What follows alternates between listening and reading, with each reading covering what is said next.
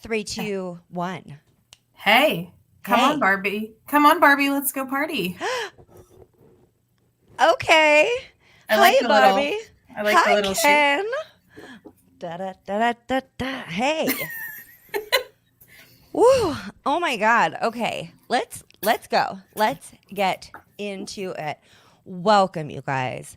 Welcome back to this podcast. You guys, if you're listening on the podcast, we are recording this on YouTube live. So if you're listening when this comes out on Sunday, what's up? But hey, this has been on YouTube since Wednesday, just a little FYIZ. But we can't say that's so forked. You know, we can't say the real title right now, but you guys know what it is. You've been here lots of times. And that's So Forked Up is a podcast about cults and murder and other generally forked up stuff like factitious disorder imposed on another and, you know, kooks, bananas topics as such. And we are your hosts. I'm Ashley Love Richards. I'm Fallon Morey. I don't know why I'm talking in this weird cadence. Sound kind of like William Shatner, like a couple words at a time. Did we ever figure out if he murdered his wife or not? Where did that come from? I've never heard that ever. What? Okay. I didn't mean to stop the camera. Okay. She's like, I'm done. I'm having a moment. Okay, well, fuck. I don't want to be spreading unsubstantiated rumors. So we'll let that one slide for now. You know what, you guys? Listen. Allegedly, potentially, maybe. Okay. I feel like I've heard that, but maybe I'm you know, who knows? And so today we are covering episode 5 of The Prison Confessions of Gypsy Rose Blanchard. Ooh. So I lied earlier. Actually, this is out on Saturday. Episode 6 is out on Sunday. Oh, yeah. And I think this week has definitely been all 3 of our show's main themes: murder, cults, and other generally fucked up stuff. I mean, this fits all of them. Really, this case. It does. We played Cult Bingo. It's 100, didn't we? Or am I just making things up in my head? We played Cult Bingo when we were doing our first update before we started the doc. Okay, yeah, and we figured out that this was completely a one-on-one cult. Mm-hmm. Obviously, there's murder, and it's one of the most fucked up stories. Farts. It's only 3 minutes in. Oh, and I said it before you. Oh, did you? I didn't notice. I didn't even clock it. Man, I ruined us today. It's all me. It's fine. It's fine. You know. It's late for me. It's a little all good. It is. Yeah. So let's get into it. I'm so excited because I didn't watch it. So you were just left on the cliff. I was. Hanging. Just one hand, That's me hanging off a cliff. Yeah, that's how you would do it if you were like super gracefully. Cool. Well, you guys, if you are looking for a recap of episodes 1 through 4, that is here on the YouTube channel. And the first 2 episodes, nice and polished and audio only, if that's more of your Jimmy Jam, is available on our podcast feed. That's So Fucked Up, wherever you find your podcasts. Yeah, let's do it. I'm so excited. Start telling me. Okay. You're like, I'm so demanding today. No, it's okay because the replay crew is probably thinking the same thing. And I am trying to get into a habit of getting into it more quickly, but I tend to like I'm doing very much so right now. Okay, so let's go. Ready, go. Go. Okay. Episode 5. Here we go. Oh, do you want to know the name of the episode? I do. Well, that's like the one thing I didn't write down this time. You dick. It's you know what's funny is I only wrote mine down when you were telling your first one. I like really quick looked it up because you said the name and I was like, fuck, I didn't say the name. Oh. So then I looked it up. Hey, don't hit your desk when you're sorry. It's okay. I just gotta tell you. Yeah.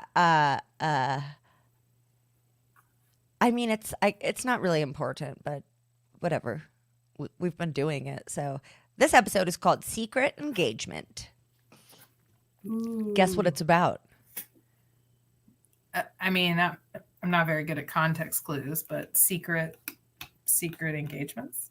Oh, nailed it. You guys, Apostate Alex is here on our live. Note to editor. I figured this. Well, no. Unless I say, if we make some sort of YouTube comment, unless I say leave that in, please edit it out. Thank you. So you guys, our friend Apostate Alex is here. He just said, don't hit your desk. But the rage, Ash, the rage. It's okay for her. I hit my desk. Well, you know what, Alex? First of all, hello and rude. It's Wednesday and I'm wearing pink, and I thought that I might get a shout out about that instead of, my rage about having to tell Fallon not to hit the desk because she should know better by now. That's true. On Wednesdays, we wear pink. There you go. Can't sit with us. Can't sit with us. Okay, let's go. Let's do it. Let's back into it. Okay. I mean, really not even back into it. To it. Here we go. Okay. So we start off and Gypsy announces that she and Ryan have been engaged for about 6 months.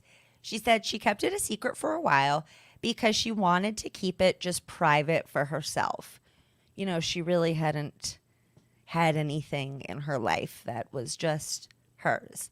So Ryan tells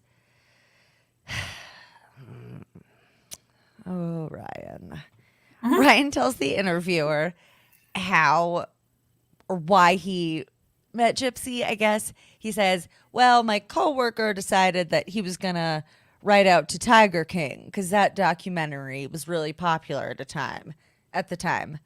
So I said, okay, well, I'll make a bet with you. If you write to Tiger King, what's his fucking name? He has a name besides Tiger King. I don't know. I never saw Tiger King or whatever that.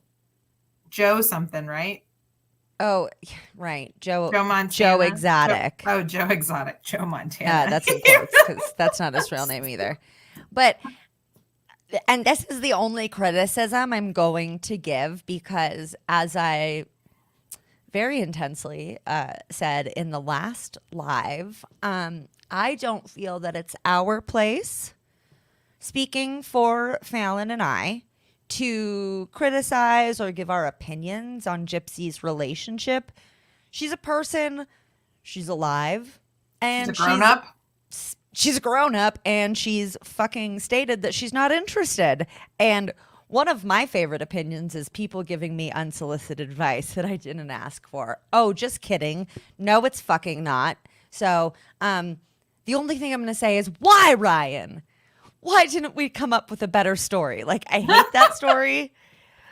Like, just, I saw her on the news and I thought she was beautiful. Like, let's leave it at that. God. That probably makes him seem like I saw her on the news in her orange uniform with her hair shaved and her mugshot. And it might be a better story the other way. It's kind of cutesy then. It's like a meet cute. Like, oh, I got dared and it turned into true love, Okay. All right. Let's go with that. Yeah. Because I was just like, I feel like that would embarrass me, but I'm also a very self-conscious person. And Gypsy, really, man, she seems like she's got her shit together. I want to take like a side-by-side picture and put it up where it's like Gypsy's first week out of prison and Girl's all got her hair and nails and makeup done. Her outfit's like fucking popping. It's so funny. One of our researchers, shout out Emily, she was with us for a couple years and then moved on to other things in her life. And I saw her, she commented on Gypsy's picture and she was like, damn girl, you're a week out of prison. Do you have a fucking stylist? I saw that. I was cracking up. I wanted to take a side by side and be like, Gypsy 1 week out of prison, me never having been in prison, like with my fucking just busted up nails and like, like, I don't know, but she looks great. She sounds great. I mean, so much self-awareness there. So, I'm sure if she hated that story, she'd probably tell him, hey, don't. So again, I put my opinion out there. Now I'm going to say, fuck it. That's silly. It's just my opinion. Meet cute. Yeah. So Ryan compliments, Gypsy says that, Ryan's letter came across genuine and funny, and Dee Dee had always told her that she'd be alone forever, but that's not going to stop her from trying to find genuine love. Ryan compliments her and they're goofy together. She says that he's soft and calms the storm in her soul when, like, she's something along those lines. Ryan said that he felt sad for Gypsy and didn't judge her because he understood why she did what she did.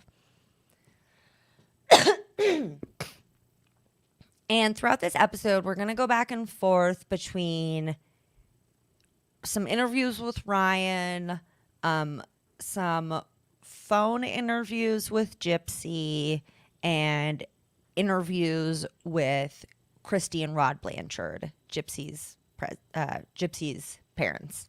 Sure. So we're in 2015. Oh, and we're seeing like interrogation footage and stuff too.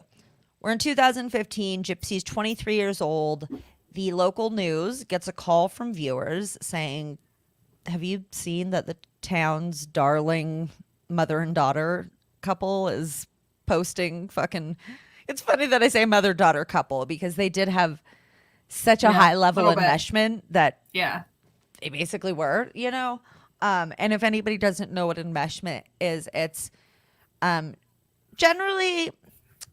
Look, I'm not a psychologist, so I believe it's generally a parental relationship where the child takes on the role of a spouse or a partner or a best friend of the parent, a role that's very inappropriate because that crosses the boundaries of what a parental relationship should be, So definitely that was 100% what was going on there. So they're like, have you seen the Facebook status from the fucking darling mom and dad or from the darling mom and daughter? And then we go to footage. They say that Dee Dee had multiple stab wounds to her back, which most of us know. Dee Dee's car was in the driveway, and they found Gypsy's wheelchair and meds, which made them think that she got kidnapped and was in danger because obviously she needs those things, Yeah, they don't know that she walked on up out of there. On her two non-paralyzed legs. Yeah. So they think she got kidnapped. Rod gets a call from Dee Dee's sister that Gypsy was missing and that Dee Dee was dead. Christy immediately became worried that someone had took Gypsy and left her in the woods to die, and this didn't make sense to Rod. He was just questioning why would somebody do this? This doesn't make any sense. Really quick, I just want to say hi to all of our friends in the chat. We've got Brendan in the house. Apostate Alex is here being a silly little goose as he does. He said, "You calm and soften the storm in my soul, Ash." Thanks, Alex. I appreciate that. And then we got Dark Roast Siren popped in for a sec. Love these recaps. They made my morning tasks more entertaining. Going to be on the replay crew tomorrow. Yes. Woohoo! Welcome, replay crew. And thanks for stopping by. Dark Roast. Is that coffee? 'Cause Yeah, I'm thinking. that's coffee, and I gotta say, Dark roast. I'm enjoying a delicious coffee right now, and look at how fucking cute my mug is. I was about to comment on it before. It is very cute. Are you kidding? I know. Okay, so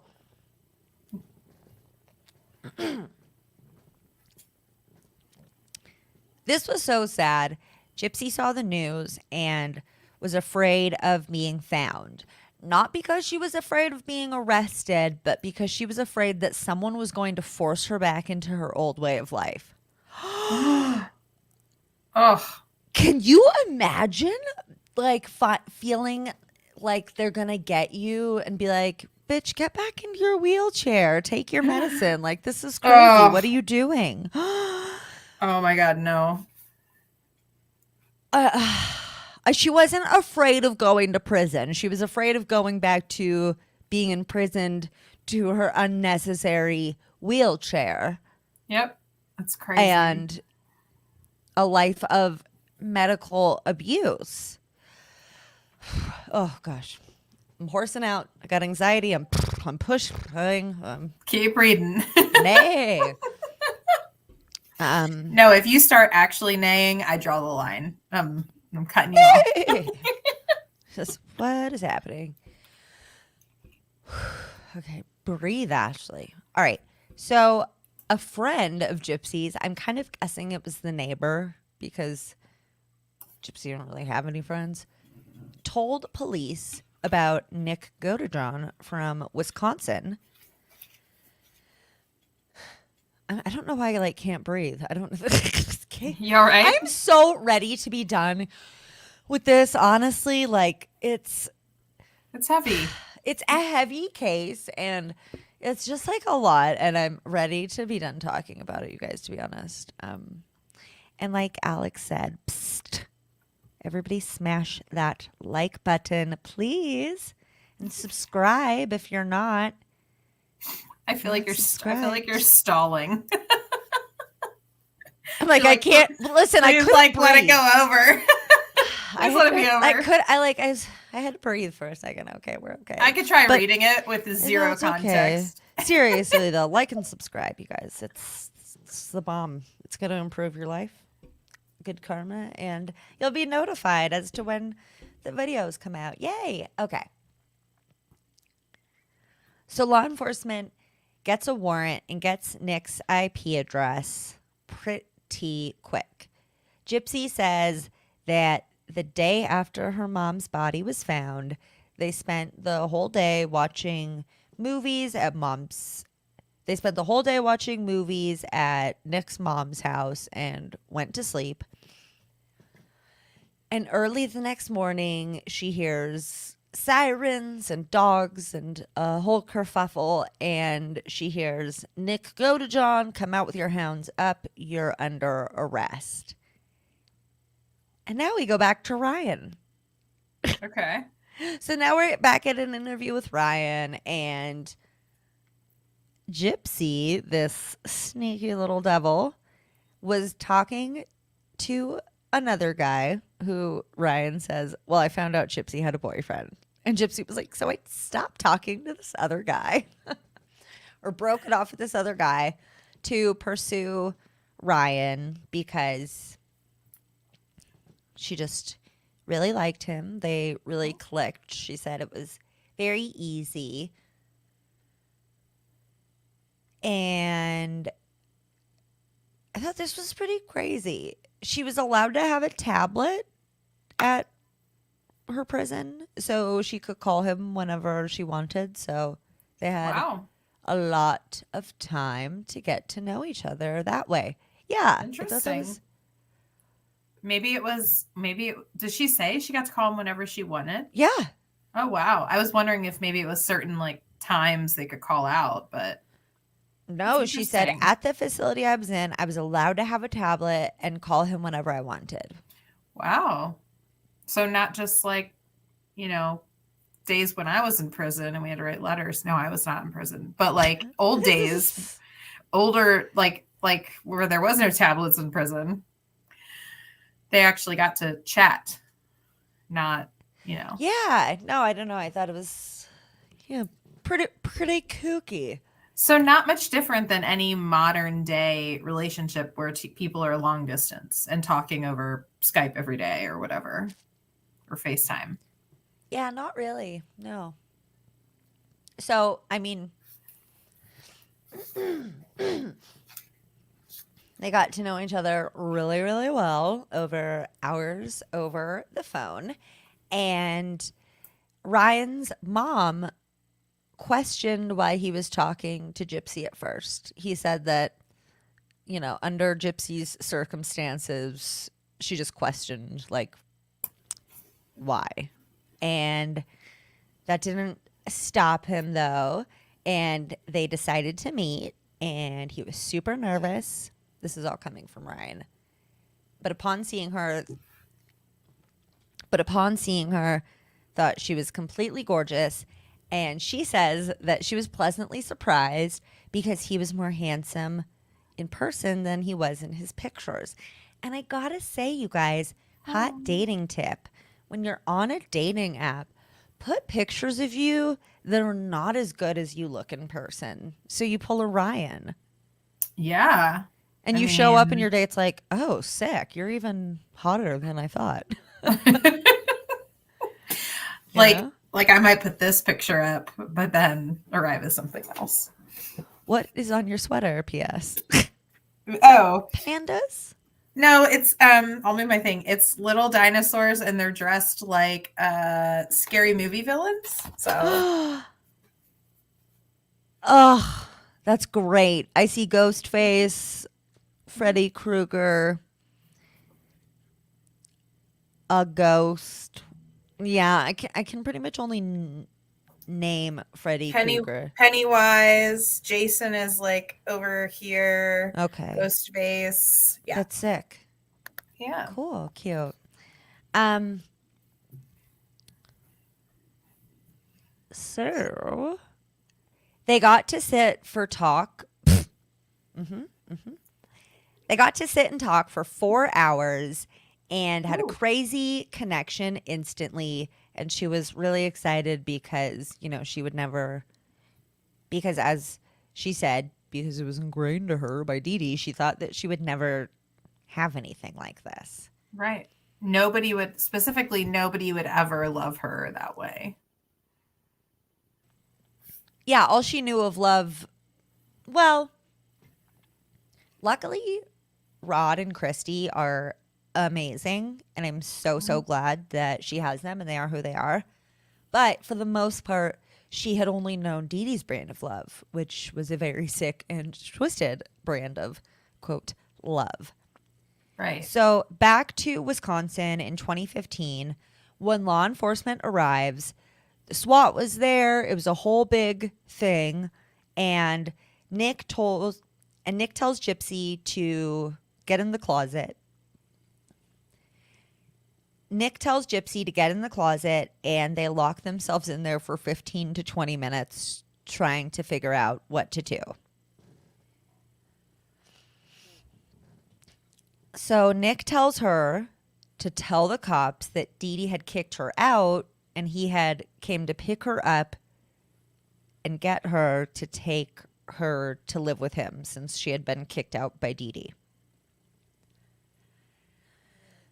So after about 20 minutes, Gypsy goes out first, and she says that there were guns with lasers pointed at her, and she walks down slowly to the cops and said that it was like a movie, like watching it happen to somebody else. Oof. When they see her walking, let me say that different. That's not the right emphasis on the right syllable. When they saw her walking, it put the investigation into a total spin, says Ooh. her attorney, Alan Voss. So before they might have like just thought it was Nick and Gypsy was just like this innocent bystander, and now she walks out like, "What's up, guys? I got legs." They thought that he had kidnapped her. Oh, so she sort of just did it. Like they wouldn't have known. She's like, "Hey, hey, what's up, guys? Here I am with my legs walking on them." So yeah, everybody's just like, "What the fuck is going on?" Wow. So obviously, as they do, they kept Gypsy and Nick completely separate. She was totally terrified. The only people who had essentially controlled her and told her what to do from up until then were Dee Dee and Nick, and now she didn't have anybody instructing her. We see quite a bit of footage of the interrogation video. She's putting on a good act. She's crying and she says she doesn't know why she's there. She admits that she grew up being taught to lie and manipulate.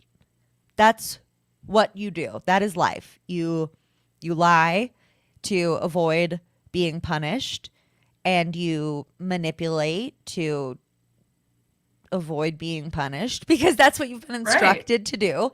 And not only has that been what you've taught to do to get what you want and need and to avoid being hurt and punished, but it's always worked as well. Yeah.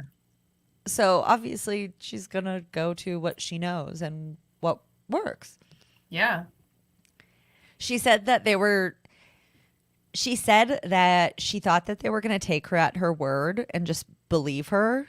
And she acts all shocked at the revelation that Dee Dee is dead.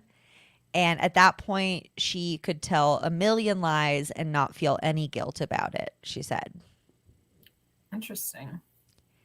In the interrogation video, the cop is basically like, cut the shit, all right? Stop. We know. Yeah. I mean, you can walk. You're walking. We know what's up. Yeah. Gypsy has no idea what Nick is saying in the other room, and she's thinking that they're both going to stick to their lie that Nick told her to say. In the other room, Nick's just spilling the beans. He's like, "Yep, I murdered her, stabbed her a bunch of times. Gypsy asked me to." Like the officer that they're talking to, I have his notes, or I have his name later on in my notes, is like, yeah, it's not super common for criminals just to give that much detail that quickly. He was just like, yeah, did it. She told me to. But that might have also been a little bit, we don't know for sure, but I know that we talked about how his mom said like maybe he was on the spectrum, and like that's often one of those characteristics, like that not good at lying. Like there's an authority figure there. Like I know my son, if you ask him a question like, "Did you spill that water?" He'll be like, "Yep, I did. I did it on purpose. I knocked it off and I threw it on the ground." Like he's not going to lie to you because he just doesn't really know how to. So that could have been playing in there a little bit. He was like, "Oh, you want me to tell you what happened? Yeah, I murdered her." Like I can't hear throw it on the ground without not think of I threw it on the ground. But you get hey, it's your dad. My dad's not a cell phone. Okay, anyways. If you guys don't know what we're talking about, Lonely Island, threw it on the ground. Amazing. Yeah. That was a little comedy and song break for you guys. I think we all need it, Happy birthday to the ground. Anyway. Happy birthday to the ground. I post that meme that GIF every year on Earth Day. That's crazy that you know when Earth Day is.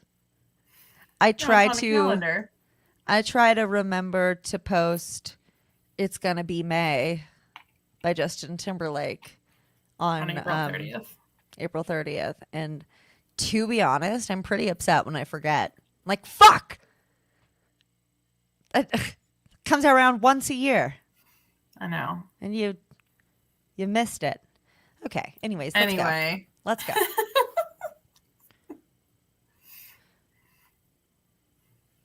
Sorry, I lost my place.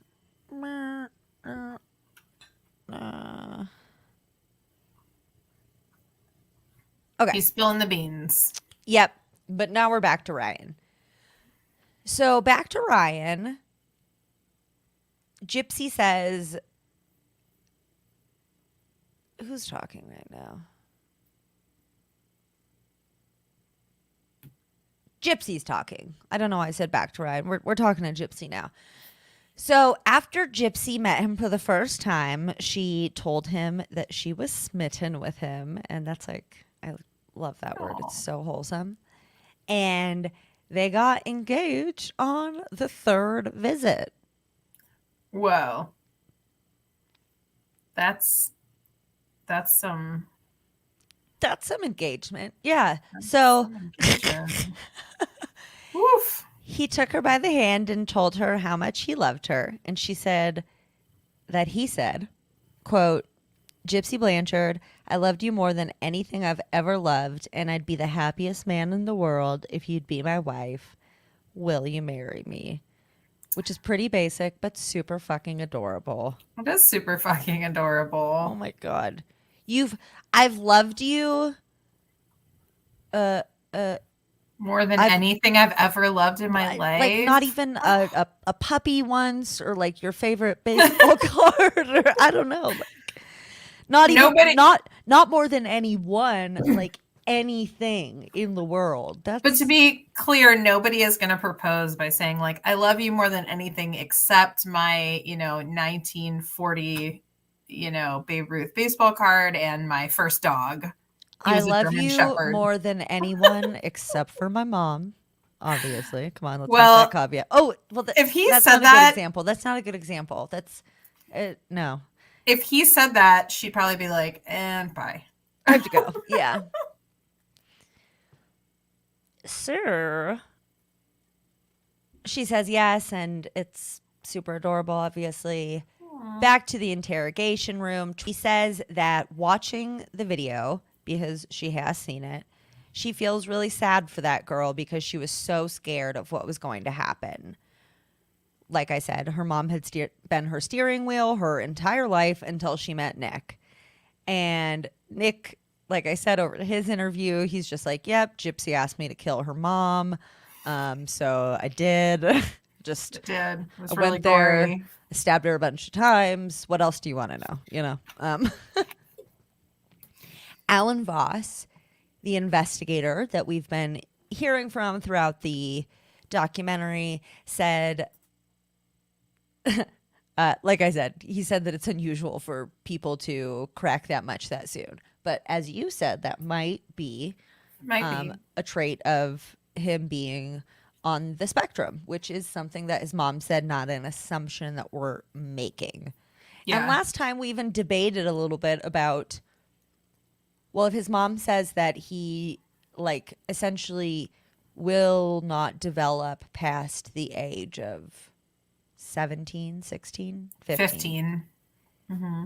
Can he be held as responsible? But then when you hear the shit that he says, you're like, oh, okay, he's also a psychopath, though. Yeah. Like he's definitely, well, I'm not a doctor, but very much so, in my humble armchair opinion, a psychopath. Yeah, he just, like, the stuff he was saying to Gypsy just made it sound like, okay, I want to try killing someone. I just want to see what it's like. Like he wasn't an actual, dissociative identity or anything like that. He was just like, he just wanted to kill somebody. Yeah. And Gypsy actually says later that she thinks that she just provided the perfect opportunity for him to do that. He's like, I was sick. Somebody's like asking me. Yeah. Oh, so okay. Yeah. No, he's in our opinion a psychopath, and is very fucking dangerous beyond Dee Dee Blanchard. Gypsy breaks down in the interrogation and says that Nick hated her mom because Dee Dee didn't want them to be together. So she's starting to, I think, probably feel a little bit like, what the fuck's he saying over there? You know, Yeah. so trying to like probably not lay too many cards on the table. Right. You know?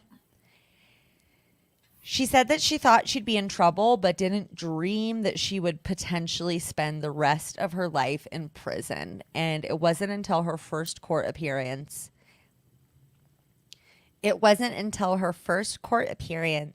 Mother shit. Okay.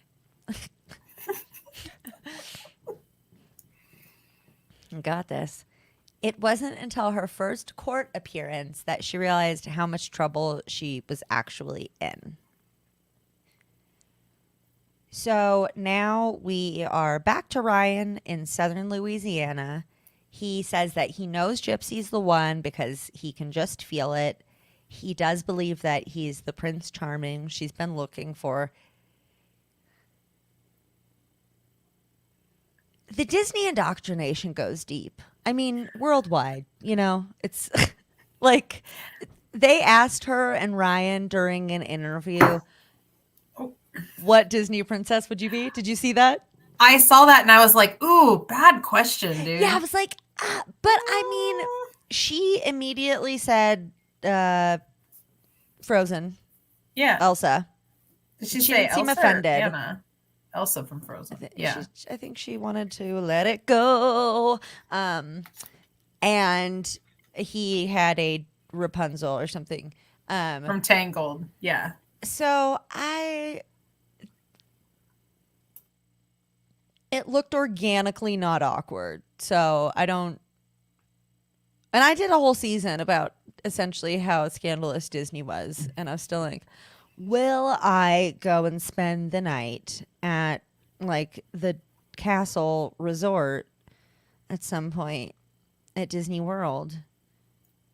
Yes. Maybe. No. Yes. No, maybe. It's a maybe for me, dog. You guys, Fallon's taking her kids to stay at Oh. the fucking. Can I not say that? I won't say Yes. when. Oh, okay. You can say it then. Yeah, jeez. Listen, these dates, this is where she'll be. She's taking her kids to stay at the Lego castle. And I was like, dude, you're such a cool mom. Yeah, you can get like a themed room. Like I'm not a regular mom. I'm a cool mom. Or Mean Girls. Checks out. Anyway. Yeah, no Disney this year for us.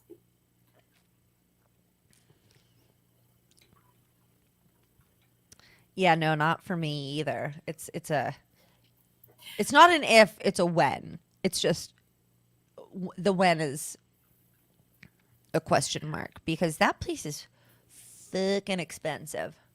You know? I just have to say I find it really interesting though that Gypsy grew up her whole life being like, when's my Prince Charming coming? But her chosen Disney princess would be like the one that's known for being independent, no man needed.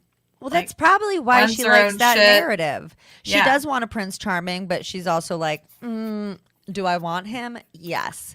Do I need him? No. No. 'Cause I'm a boss. Okay.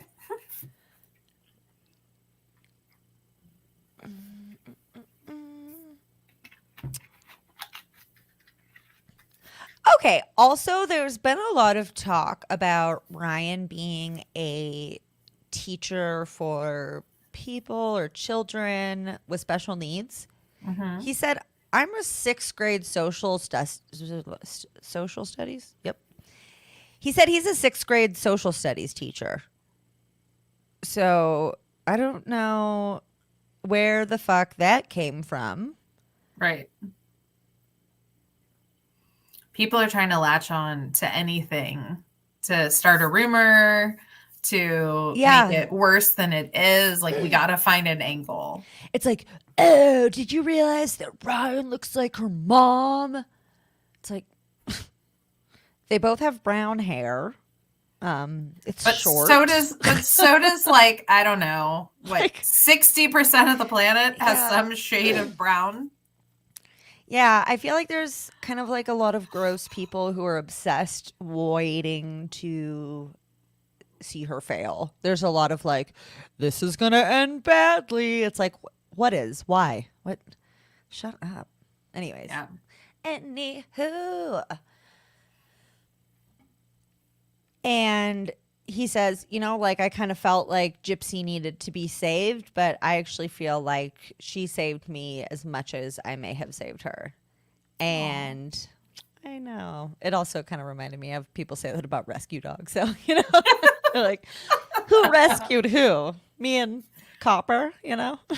Yeah. He saved my life in a really dark time. I would not say that about my dog. He's a pain in the ass. His name is Copper. Sorry. It just made me think. I would not Really? say that. Yes. I know about Penny.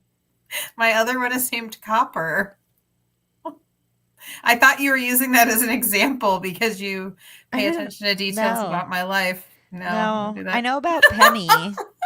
No.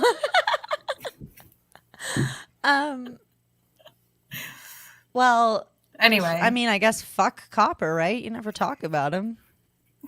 there's a reason. You're obsessed with Penny. He's the 5th favorite member of the Maury family. Oh my God, I hope that he can't hear you right now. Copper, cover your ears. I love him, but Isn't he's Copper extra Okay. attention. He's a Okay. puppy.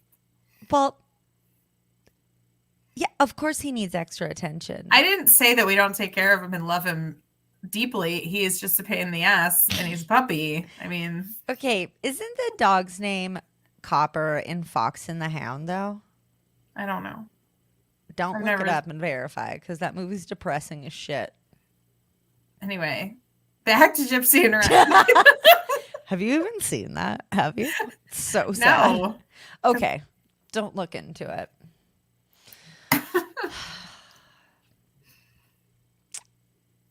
That movie needs to be removed from the Disney vault. Okay. Anyways, so Gypsy was charged and extradited from Wisconsin to Missouri. Rod says that the first day he saw Gypsy was at her arraignment in Springfield. There were tons of emotions going through him. He didn't know what to think. It'd been 12 years since he last saw her. So not only is she 12 years older, but she's walking and stuff. What a trip, right? Wow. That must have been a mind fuck. Oh my God. A journalist says that. Do I have her name down here? I feel like I do.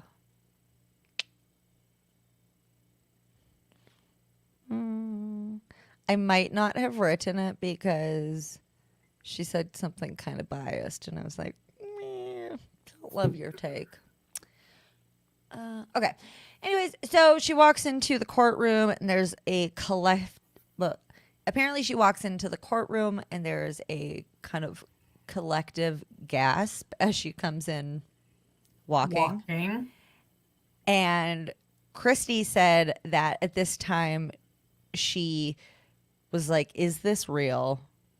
Oh my God, what else don't we know? Rod said that he was shaken, but happy because she looked healthy. Daddy. That's such like good dad energy. I love it. I love Rod and Christy. I they're great love parents. Rod and Christy. I'm so glad that she has them. Yeah. Gypsy says as she was walking into the court, she felt ashamed and guilty and mad and was just focusing on breathing and taking one step at a time, which is putting myself in that situation. I'm like, yeah, that's I kind of imagine that's all I could be doing too. Was just like trying to not I can't have a panic attack and die. oh my God. when they saw her, and think about this, she was on pain and anxiety meds. You think they just kept giving that shit to her in prison? No, she's probably detoxing from them. Yeah. Yeah, like Ugh. hard. And if you're detoxing from hardcore anxiety medication or hardcore pain meds, I don't know what exactly she was on, but she does. Did she reveal it in the last episode that she was addicted to pain pills? Yeah, she said it in the second episode. She started buying pills in prison. I don't even know what's happening so much, you know. So, I can't imagine how much your anxiety would be heightened when you're also coming down from addictive pain and anxiety pills. Oof. Ugh. Yeah. When they saw her walk into the court, this is her attorney, Michael Stanfield, saying this. When they saw her walk into the court, they realized that this case was going to be far more complex than they initially thought. We go to a reenactment scene of Christy putting her hand on the plexiglass, and she said that she told Gypsy, "I'll always love you, and if you need me, I'm here." Oh. Gypsy was terrified that they were going to turn their backs on her if they knew the truth. So she was denying to them that she knew Nick was going to do anything. She was like really afraid that they would abandon her if they knew what she had done. So she was lying to them at first. And attorney Michael Stanfield met Rod and Christy at Dee Dee and Gypsy's old house.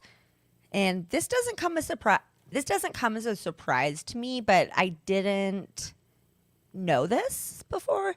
Dee Dee was a hoarder, so the house is just like... The house looks like someone who is a hoarder from like videos, and I know people who have had family that has gone through it, and it's very similar. Like just when they show the video of like her room that Gypsy made, you can see stuff just like piled up in the corners. You said that's part of the reason Gypsy had to sleep in the bed with her mom, even though it was like totally because Dee Dee wanted to control every... No, it was because Dee Dee wanted to control every move she made, but her entire bed was covered in stuffed animals. Right. And listen, do I have a stuffed animal on my bed? Yeah, I do. And so what? You don't have 75 of them that someone gave you I for just have one. Being compliant with their orders. That's different. Yeah. Hey, Joanna's here. Hi, Joanna. Welcome. She said, when did this start? It did start 48 minutes ago. We're going to be wrapping things up in a few minutes, but obviously it'll be available for replay. And then we'll be starting the next one in 23 minutes. So let's do it. Skidoo and skedaddle. Let go. Okay. Let go. Hey. Okay. Okay. So not only did they find that Dee Dee was a hoarder, but they found the infamous med closet and just fucking rubber gloves and breathing machines and obviously rows and rows and rows of pills.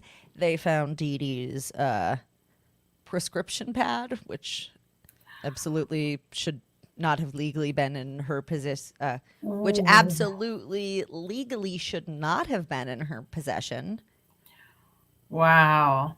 When did she swipe one of those? We don't know. Interesting.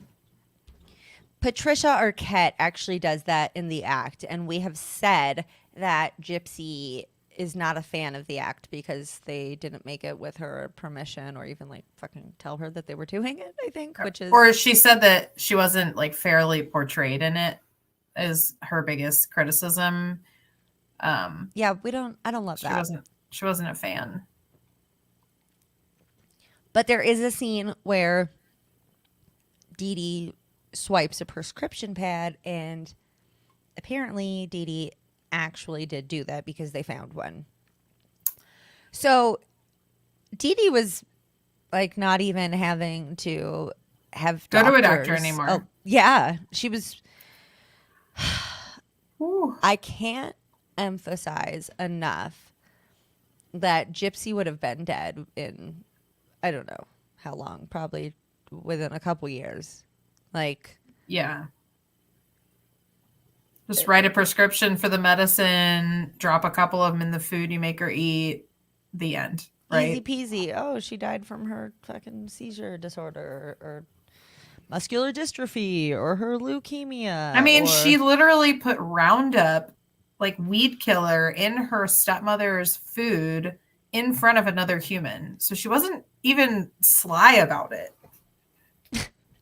Like, no. Gypsy could see. It's not like she was blind. Like, she did it right in front of her. Yeah, but Dee Dee was probably like, but she's slow. She probably did think that Gypsy didn't notice as much as she did because Gypsy was scared to let on to her mom how much she actually knew. That's true. Or at some point you start believing the lie you tell yourself, and you don't think of your daughter as a normally functioning human being that's aging and maturing, and in your mind you've told everyone for so long that she's quote unquote slow that you believe it. Right. And good with the quote unquote, because that's that's Dee Dee's terminology. Yeah, that's not my terminology. That's Dee Dee's terminology. Yeah. 2 months before the wedding, Gypsy hasn't let on to Christy and Rod how serious her and Ryan were. So she calls Christy and tells her about Ryan, and Christy told Rod that they were dating, and that was kind of like all that they knew. And I thought that was really sweet that Gypsy called her mom. Aw, that is sweet. Like, Dad heard it through Christy. Mom. Yeah. Like, I was like, oh.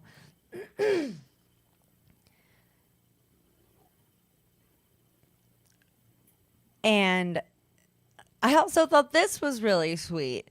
Apparently, a guard told Gypsy and Ryan, like, hey, you can't get married in secret. You can't do that to your dad, Gypsy. Aww. I know. That's sweet. I really was like, oh my gosh, I love hearing about positive relationships between people that are imprisoned and people who are guarding those prisons. Mm-hmm. You don't hear about that a lot. So I thought that was really sweet as well. When Gypsy called Christy and said that they were getting married, Christy said that she was quiet for about half a minute and just thinking, oh God, don't get married. Why now? I saw that in the preview for the episode where she's like, don't get married. And I was like, there's the mom speak. Oh, totally. I think that's just like so mom. Like, she kept asking Gypsy, why do you want to rush this? Why don't you live together first? And Gypsy explains that when you leave prison, you have to be released to family. So it's not as simple as, I'm going to go live with my boyfriend. Yeah. There's like a certain period of time where I think if you're paroled, you have to be like within the care of family, right? Living with family. I don't know. I'm not a parole expert, Fallon. But yeah, I mean, she did make it pretty clear that she did make it pretty clear that it wasn't an option just to like get out and give it a go living with Ryan to see how it went, you know? Yeah. And Rod's like, it's just a piece of paper. She can get divorced later if she wants to. I just want her to be happy. He's so so practical. Yeah, whatever you want to do. Seriously. He was like, eh. He's like, this is not my hill to die on. I just want to see my daughter that I like have not seen basically in 30 years. Exactly. Like, who cares? He's like, she wants to get married. Fuck it, YOLO. Like, it's not like she's getting an arm amputated. She's getting married. Like, right. You can undo that. She probably would have had an arm amputated sooner or later. You know, Dee Dee would have found a reason. Sure. Michael Stanfield, her attorney, said that what caught their eye when they had gone to Dee Dee and Gypsy's old residence was the medicine closet. You know, when they found that stolen prescription pad, they realized that, like we said, gotta turn that off. Notifications.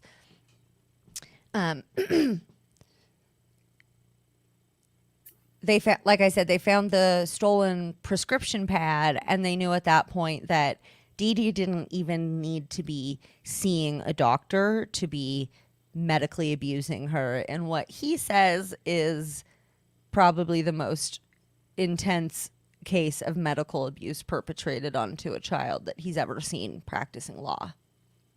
Oof. Christy tearfully says that if she could go back in time, she wouldn't let Dee Dee get away with it. Rod has a lot of regret, saying that he should have been there. And I mean, as somebody who lives with guilt and shame on a daily basis for like legitimately no logical reason, I understand that sentiment, but I don't think that they could have known. Dee Dee was such a fucking master manipulator.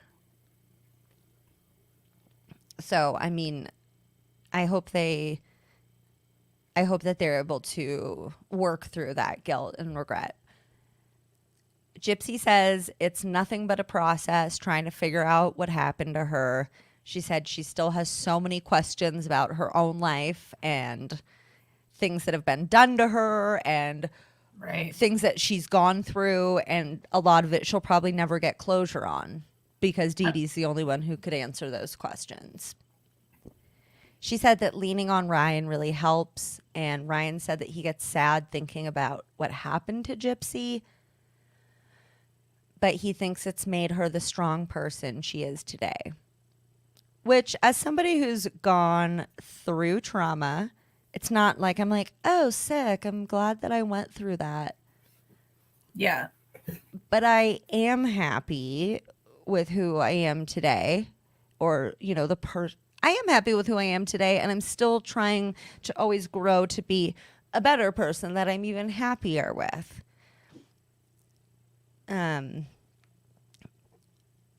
But I always think that's a little bit of an interesting sentiment. I know that it can be a little bit triggering for some trauma survivors to hear that, because they're like, let's not give the fucking credit to my abuser or my trauma for me being who I am. Oh, right? yeah. Yeah. But I think he's just saying that he appreciates who the fuck she is today. And we all kind of are who we are, in part because of these circumstances that we've experienced in our life. Gypsy got to visit with her parents for a small time at her so now we're going back to 2015. Gypsy got to visit with her parents for a small time at her preliminary hearing. She was still trying to deny her part in things, but a cell phone video had been taken that was pretty damning. It shows Gypsy walking through her mom's bedroom, pointing at her mom's mattress, and then making a stabbing motion with her hand. Yeah, that's the one I was telling you about. That she revealed, like I've never told anyone this, but I made this video for Nick, because it would be dark and it's hard to find my mom's room. Oh, interesting. So I guess it had never been released to the public? Right. Like it was released at trial, but she had never told anyone except the attorneys involved with the case that this video had been taken. So this wasn't a common, yeah. Okay. Yeah. So when that comes out, she's like, ugh, shit. So I like, there's technicality in what I told you, Yeah. right?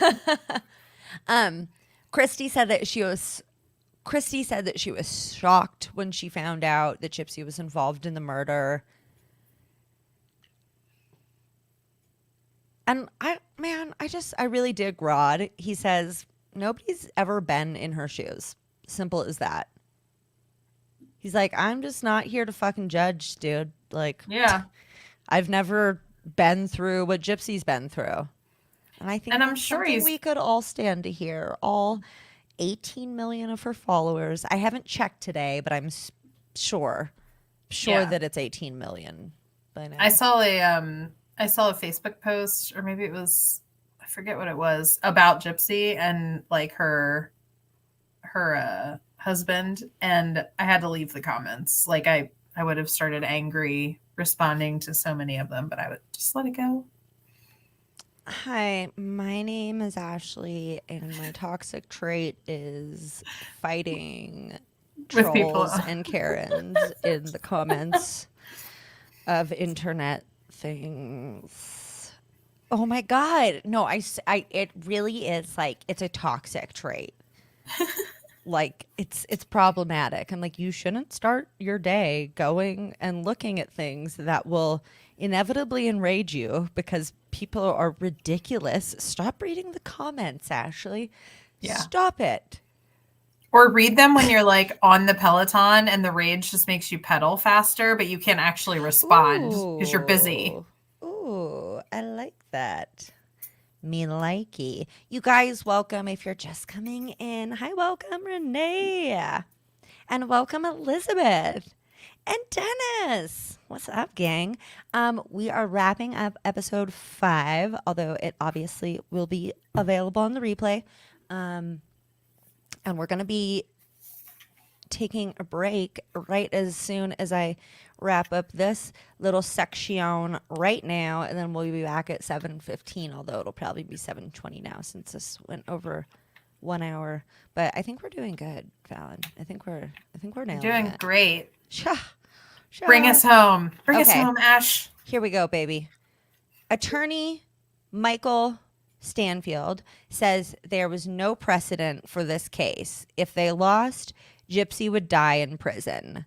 And, you know, it's obvious that she had involvement in the pre-planning, and when murder is premeditated, it becomes a lot more serious in the eyes of the law. Heads up, you guys. Her attorney says it's the most difficult decision of her attorney said that it was the most difficult decision of his career, deciding how to proceed with Gypsy's case. And when she got to see Michael, her attorney, he tells her that he was able to get a plea deal. The prosecutor reduced the charge. The prosecutor was willing to reduce the charge from first-degree murder to second-degree murder, and she'd receive a minimum sentence that you can get for second-degree murder, which is 10 years, which is what she got. And she said that it felt like a marriage proposal, and she was like, yes. Done. Yeah, I bet. Done and done. Let's shake on it. Perfect. And you know, this isn't in the documentary, but she was on Dr. Phil at one point and said that she felt like her sentencing was unfair, that she felt like she got too long. And it was like, this was probably a couple years into her being incarcerated. But she now feels that 10 years, or, you know, she feels that the 10-year sentence with the ability to, you know, apply for parole at 8 years was appropriate. And she said that she thinks she needed that time in prison to, like, I mean, if you think about it, she's socializing with women within her age range who have experienced a lot more life than her, who are from diverse backgrounds. Yeah. She said that she wouldn't have known what to do in the world if she had just been released. Yeah. I'm sure. Yeah. So 3 years later, Nick goes to trial, and Gypsy decided to testify at his trial so that she could take accountability. People were shocked at how planned the entire thing was. Gypsy said that she didn't care what people thought, though, because she told her truth. And Nick got life without parole, which I was initially kind of like, man, I think that's too harsh. But then when I heard the psychotic things he said, I was like, no, he's a danger to society. Like, Gypsy was only a danger to Dee Dee. Dee Dee's gone now. So in 2019, Gypsy got a letter from Nick explaining that he was still in love with her and that he didn't regret what he did. She wrote a letter back saying they're both paying the consequences of their actions, that she didn't want a relationship with him, and that she was happy.